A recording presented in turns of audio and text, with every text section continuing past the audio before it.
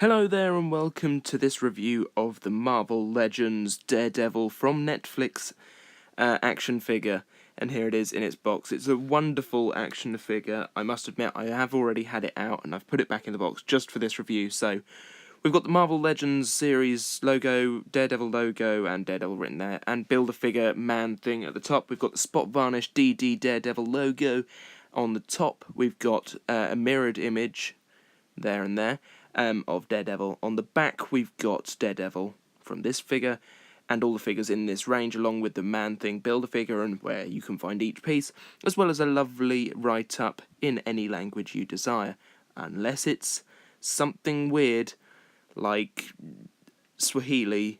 I don't think that's there. Anyway, let's open it up. So here we have Daredevil in a pretty natural pose, except for that wrist.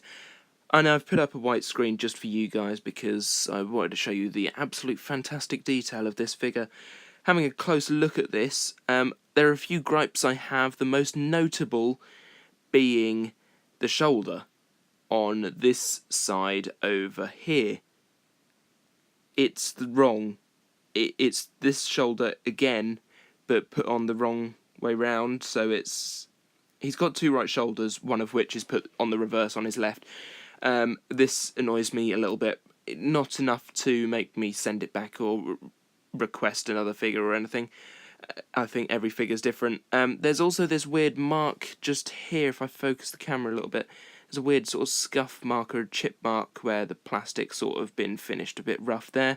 And that doesn't bother me at all. I almost forgot it was there up until I was just looking over this figure to see what was wrong with it. There is one more thing, but that'll come up later on. So yeah, those are the main gripes, and apart from the shoulder, which is sort of a pretty big flaw with it, there's not a lot else. It's a pretty flawless action figure otherwise.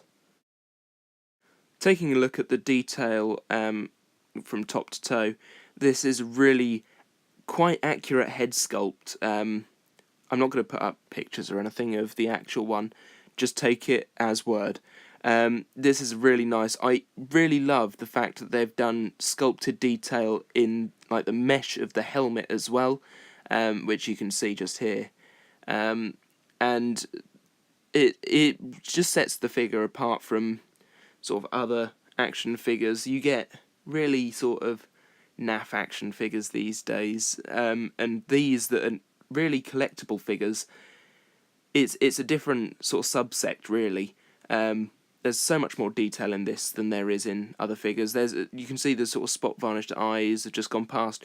Then this mesh continues in the actual sort of body print, all sculpted detail down there.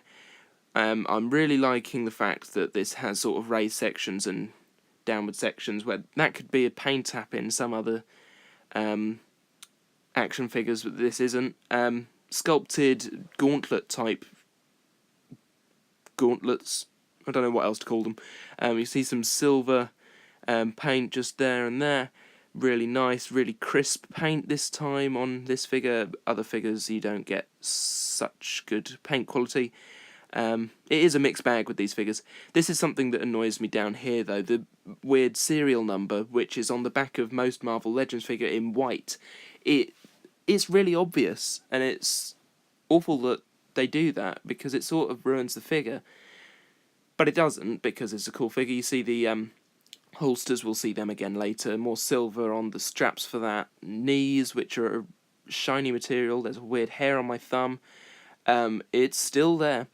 There's laces on the shoes. Let's try and get rid of that hair again. Laces on the shoes, which are really well detailed. It's still there.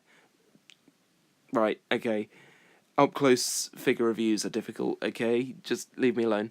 And then sort of moulded detail on the soles of the shoes, which you can see better like that. Peg holes, one on each foot, and we also get some writing on the base of the feet, which is where that serial number really should be, if it's going to be anywhere.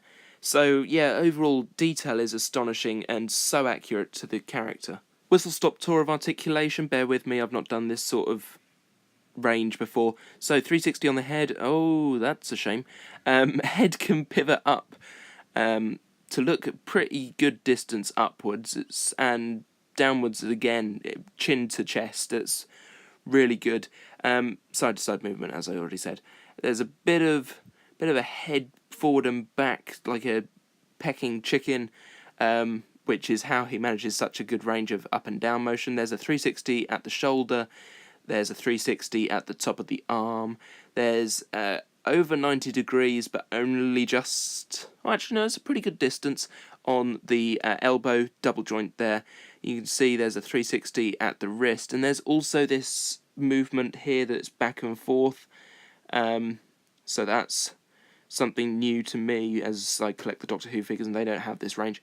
There's a what do you call it? A bicep crunch that goes forward that amount and back, not as far, but it's still a normal amount, I'd say, and that's limited by that.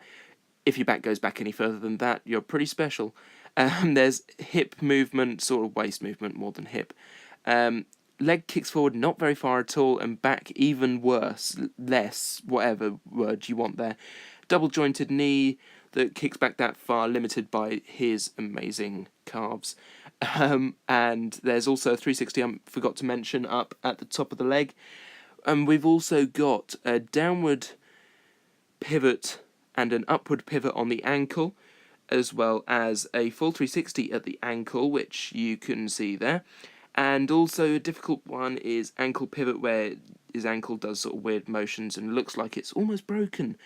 If your ankle does this, seek medical advice. So yeah, really good range of motion with this action figure. You can put him into a lot of weird and wonderful poses, as I have done here. Now, I did mention there was one more problem. It's this wrist. It is loose on mine.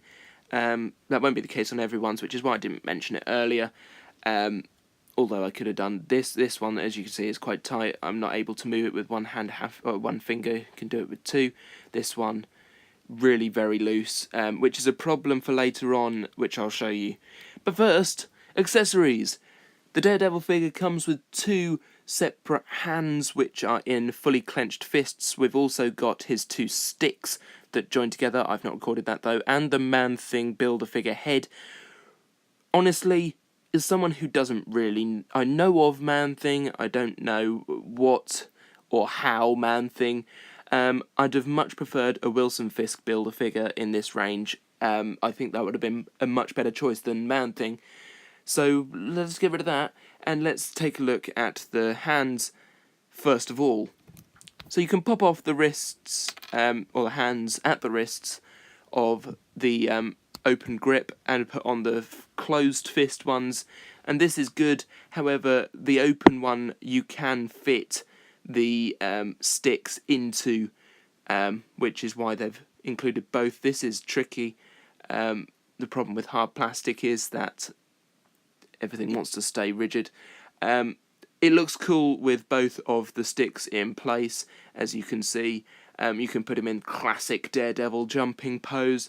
However, he does have accidents when you do this.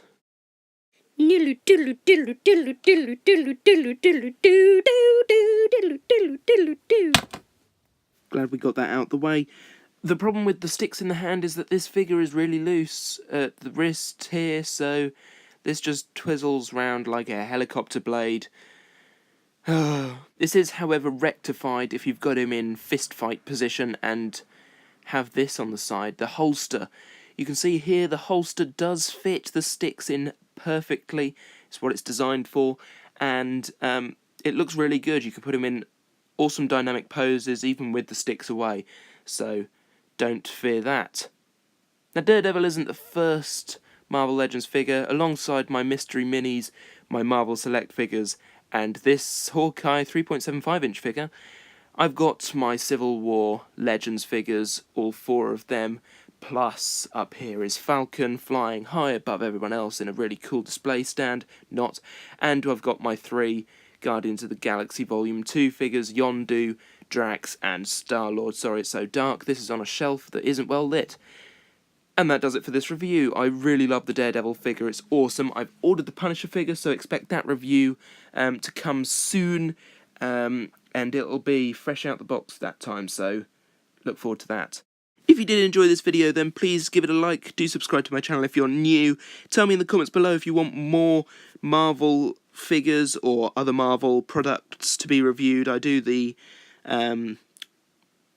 collectible box as well whenever it comes out, so they're on my channel somewhere. Look for them, and I'll be doing some more of these reviews definitely. But other figures or other Marvel products, do let me know in the comments below. Thanks for watching, and I shall see you later. Bye.